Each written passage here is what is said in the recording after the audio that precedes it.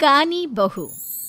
किशोरी लाल जी के बेटे राघव की शादी की बात जगह जगह चल रही थी, लेकिन किशोरी लाल जी को कोई लड़की पसंद ही नहीं आती थी। और उसकी एक ही वजह थी, किशोरी लाल जी का लालची होना। उनको लड़की वालों से मोटा दहेज चाहिए था और इसी चक्कर में एक दिन वो एक बहुत पैसे वाले के घर अपने बेटे का रिश्ता लेकर पहुंचे। उस आदमी का नाम था ओम प्रकाश। देखे किशोरी लाल जी, मेरी एक ही बेटी है और मेरी सारी संपत्ति जायदाद सब कुछ मेरी बेटी नैना का ही है। पापा, नाम से लगता है बहुत खूबसूरत होगी। कितना अच्छा नाम है ना, नैना। ओ, वैसे बात तो सही है आपकी। अब इतना पैसा है, जमीन जायदाद है, इकलौती बेटी, आप भी क्या करेंगे? सब कुछ उसे ही देंगे ना। बिल्कुल ठीक पहचाना आपने। बस बेटी की शादी और सारी जायदाद उसके नाम। पापा, बिना देखे हाँ कर दीजिए ना। इतना अच्छा रिश्ता फिर कहाँ मिलेगा? माला माल हो जाएंगे हम। मैं अपनी बेटी को बुलाता हूँ। अरे नहीं नहीं नहीं नहीं, आपकी बेटी का नाम नैना है, सुनकर ही लगता है बहुत सुंदर होगी। रहने दीजिए अंकल, मैं तो आपकी बेटी के नाम से ही इतना खुश हो गया हूँ कि उसे बिना देखे शादी करने को तैयार हूँ। अब तो मैं उसका चेहरा सीधे शादी के बाद ही देखूंगा।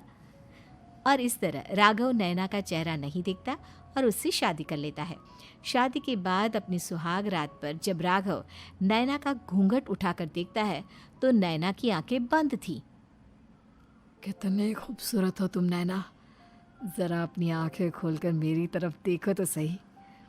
नहीं, मुझे शर्म आती है।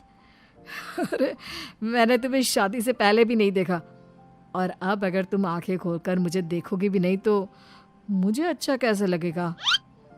इससे पहले कि नैना अपनी आंखें खोलकर राघव की तरफ देखती, अचानक से लाइट चली गई और राघव नैना को पूरी तरह से देख भी नहीं पाया। अगली सुबह नैना राघव के लिए नाश्ता बनाकर लेकर आई। अरे ये क्या, आधा पराठा सेका हुआ है और आधा बिल्कुल कच्चा। ये तुमने क्या किया नैना? बहू, तुमने क्या आधा पराठा तवे से नीचे लटका कर रखा था, जो आधा सेका है और आधा कच्चा? मुझे जितना दिखेगा उतना ही तो सीखूंगी ना पापा जी। जहाँ जहाँ मुझे नजर आ रहा था वहाँ मैंने सीख लिया, जहाँ जहाँ नहीं दिखा वहाँ कच्चा रह गया होगा। इसका क्या मतलब है? ये कैसा मजाक कर रही है तुम? अरे बहू, तुमने इतना लंबा घूंघट क्यों लगाया हुआ है? देखो, हमारे घर में बहुओं को बेटी की तरह रखा जाता है, और फिर तुम तो इतना सारा माल लेकर आई हो। देखो, ये घूंघट डाल कर रखने की कोई ज़रूरत नहीं है। हाँ नैना, पापा जी ठीक कह रहे हैं, तुम तो आराम से रहो, अपना ही घर समझो। नैना अचानक से अपना घूंघट उठा लेती है। अरे ये क्या पापा, नैना की तो एक आंख फूटी हुई है। नाम से नैना, लेकिन ये तो कानी बहू निकली। मेरे साथ धोखा हुआ है, धोखा। बिना दिखाए अपनी कानी लड़की मेरे संग ब्याह दी। मुझे कानी बीवी नहीं चाहिए। मुझे अभी ओम प्रकाश जी से बात करनी पड़ेगी। आखिर उन्होंने मेरे साथ ऐसा किया क्यों? अरे, आप लोगों ने ही तो पापा से कहा था कि आप लोग शादी से पहले मुझे देखना नहीं चाहते। अब मेरे पापा पर क्यों इल्जाम लगा रहे हैं? अरे लेकिन उन्हें बताना तो चाहिए था ना कि तुम कानी हो, एक आंख से तुम्हें दिखाई नहीं देता। किशोरी लाल और राघव नाराज होकर ओम प्रकाश को अपने घर बुलाते हैं। पापा जी, ये आपने क्या किया? शादी से पहले बताया क्यों नहीं कि नैना की आंखों में परेशानी है? अरे, आप ही ने तो लड़की देखने से मना कर दिया था। अरे लेकिन आप बता तो सकते थे। आपको तो हमारी बेटी की प्रॉपर्टी चाहिए थी, वो भी पूरी की पूरी। अब क्या हुआ अगर उसे आधा दिखाई देता है? प्रॉपर्टी तो आपको पूरी मिल गई ना। अरे ये क्या बात हुई? मेरी शादी प्रॉपर्टी से नहीं, आपकी बेटी से हुई है। अब ये तो पहले सोचना चाहिए था, तब तो मेरी प्रॉपर्टी देखकर तुम्हारी जुबान लप लप आ रही थी। लेकिन मैं कानी लड़की को अपनी बीवी बनाकर नहीं रख सकता। पापा, कुछ करिए ना आप। हाँ, करता हूँ। देखिए ओम प्रकाश जी, आप हमारे साथ ऐसा नहीं कर सकते। और तुम देखो, अगर तुमने मेरी बेटी से शादी तोड़ी ना, तो जो भी प्रॉपर्टी मैंने तुम्हें दी है वो तो पूरी की पूरी वापस ले ही लूँगा, और आधी प्रॉपर्टी तुम्हारी भी लूँगा। अरे मेरी आधी प्रॉपर्टी भला क्यों लेंगे आप?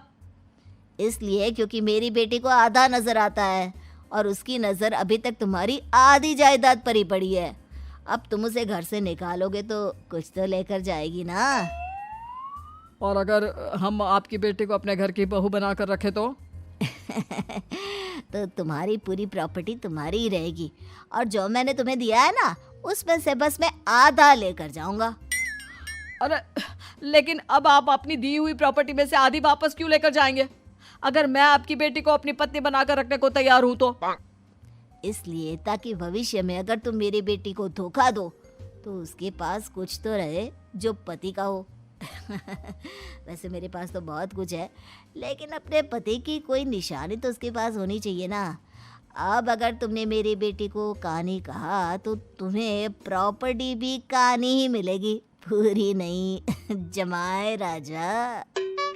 किशोरी लाल और राघव समझ चुके थे कि वो बुरी तरह फंस चुके हैं और अब उनके पास वहां से निकलने का कोई चारा नहीं है। अब समझ में आया ना, लालच बुरी बला होती है। एक तो तुम्हें प्रॉपर्टी मिली, ऊपर से बीवी मिली, उसमें तुम्हें नखरे भी दिखाने हैं। आए बड़े, चुपचाप बैठो दोनों। कुछ दिनों के बाद नैना राघव की कार लेकर बाजार घूमने निकलती है और जब कार लेकर वापस आती है, ये क्या? एक तरफ से मेरी गाड़ी पूरी खराब हो चुकी है।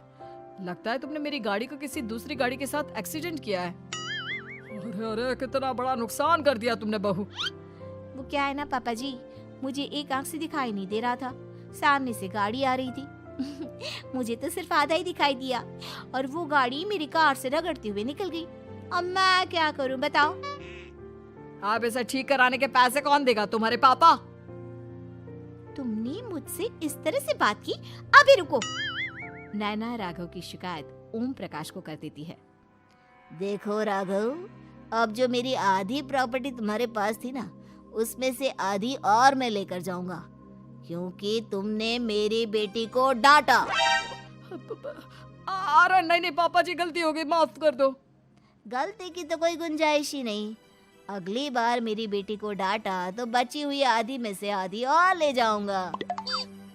लालच के चक्कर में हम दोनों ने बहुत बड़ी गलती कर दी बेटा। एक तो तुम्हें कानी बहू मिली और ऊपर से जो माल मिला वो भी काना। इस तरह राघव की हर एक गलती पर ओम प्रकाश उसकी प्रॉपर्टी का आधा आधा हिस्सा लेकर अपना सारा माल वापस ले गया और राघव को कानी बीवी से काम चलाना पड़ा। भाई लालच वाकई में बुरी बला है।